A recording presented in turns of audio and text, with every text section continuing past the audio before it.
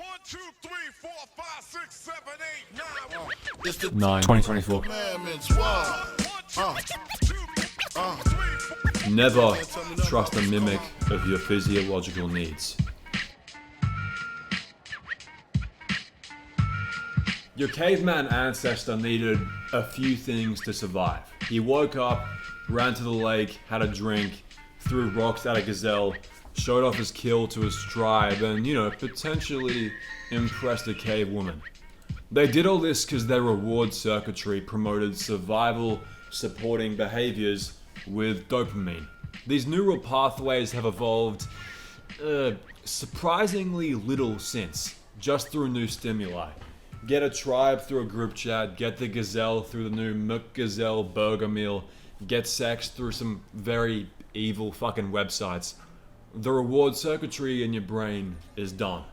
Soon, it's going to replace the need and desire for its original.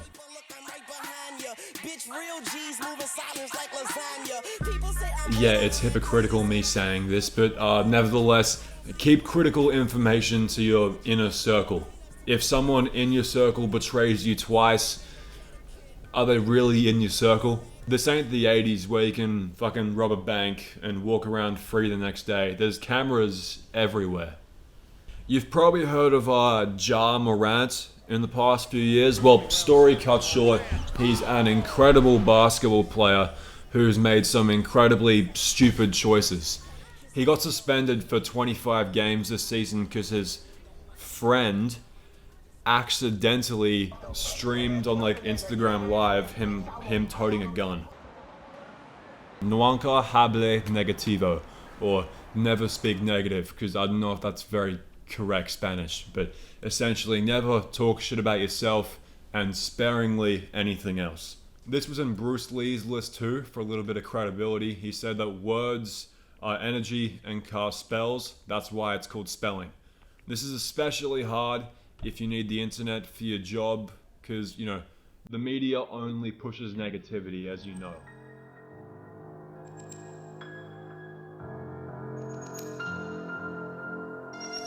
A man that doesn't care for his health soon just won't care for his life. With gym culture being more prevalent than ever, besides disability, frankly, is there a valid excuse not to exercise? We already know the benefits, alright? You've heard them plenty of times. Exercise improves brain function, prevents numerous cancers, improves quality of life and willpower, blah blah blah. But people that can but don't are simply coping. There's no such thing as not having the time or the facilities, alright? Like Batman, when Bane broke his spine, I, among others, started off doing push-ups, on my knees even, on my bedroom floor. Yeah. Your emotions are animals, but don't lock them in a cage, don't suppress them, domesticate them. Once tamed, your emotions can provide great benefit if you know when to let them out or when to put them on a leash. If you can restrain yourself when others can't, you'll go far, sort of like Vito. But if insults get under your skin like ticks, then you're probably gonna end up like Sonny. Loneliness is not the pursuit, but a stage that probably has to be conquered. I wish it wasn't, but it is. For most guys, loneliness brings the character development necessary to not be lonely. It's deeply ironic. Dude, fucking musicians come running back to the feeling every time they're uninspired for their album. That is a dumb tactic, but I'd say so is vice versa. If you're constantly running from it every time it occurs, you're gonna stay the same guy pretty much. Obviously no one wants to be alone, but businesses take advantage of that fact all the time. Dating apps purposely show you a beautiful girl once you're out of free swipes, so that you buy the monthly $20 platinum version. Yeah, untamed loneliness has always been financially dangerous, but in 2024, it could bankrupt you. Get one of these water bottles. Just drink more water, it's really good for you. That's the command. If your mind wanders too far in any direction, it becomes its own enemy. That's for any concept, ideology. That's also for contemplation, when you start thinking about the fact that you're thinking. In the first 3 to 4 decades of your life, I'm gonna just be real, we simply don't know enough to get lost in our own thoughts. Imagine 16-year-old you lying on your bed, staring at your ceiling, thinking about love at 2 a.m. Like, at this point in your life, what do you know about love? Hedonistic pursuits, Snapchat, TV shows. And so, you're staring at your ceiling and you're wondering, why do I fall in love so easily? And your brain is trying to make a rational connection right now. It's trying to pull some strings together and think, okay, why do I?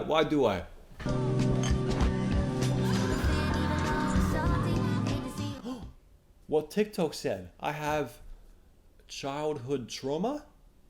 No, I have depression? If you're watching this, you're probably at an age where simply learning more, learning deeper of a topic is of a greater value than staring at a wall like Henry Sugar trying to come to your own conclusions. I'd probably say a 2-to-1 ratio. There's no need for your mind wandering down its own holes if there's really nothing valuable down there. Realize your own love for the cave. You may have heard of Plato's allegory, where it's basically the people in the cave and they're being manipulated by the higher-ups to look at these images they think is reality. Well, in recent years, a bald guy with sunglasses has reiterated this theory for younger audiences, saying how the 1% implants ideas into a country's culture to sort of gatekeep their wealth.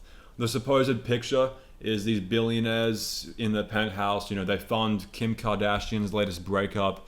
They fund that really weird Instagram reel you saw this morning that distracted you for half an hour. They promote distracting people to keep the 99% distracted, which isn't that crazy of a theory. It's probably happening. But what is guaranteed to be true is the fact that we ourselves endorse these shadows on the cave wall. We keep ourselves poor because we distract ourselves with this nonsense. We're the ones that went on Instagram this morning. Maybe some Epstein relative pushed it, but you definitely still listen to it. And taking accountability for yourself is a better and faster solution than waiting for the people at the top of the cave to walk away. Which, spoiler alert, that's not going to happen tomorrow.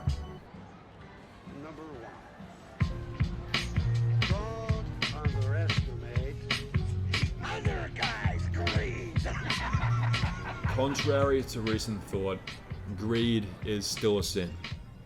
It's been about a month since I've graduated, and the past few weeks I've been looking into how to make money. And I'm seeing that the quickest, easiest way is to take advantage of my own generation's weakness, to clip OF models and alpha male podcasts and make shitty YouTube shorts, join affiliate schemes, use AI marketing to, just fuck over impressionable kids. If you want to go places in this era, you're probably going to encounter this choice too. For a few days, I figured, well, someone's got to do it, so it's inevitable, so I may as well. That's what anyone profiting off evil says.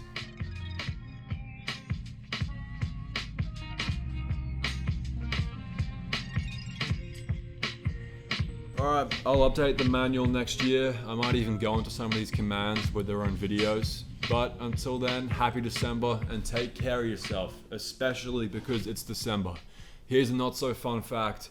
In the holiday season, people kill themselves 3 times as much in first world countries than third world. So rule 5 is especially difficult during this month. Christmas is horrible for many men and women. I know this because it was horrible for me. And so if you're watching this in December, don't just fucking brood in your bedroom watching Jubilee videos. Actually go outside. Go join a gym, a self-defense course, take cooking lessons. I don't know, just, take care of yourself, especially in this month. Alright, it's been Fon-Z. Get out of here. What are you doing?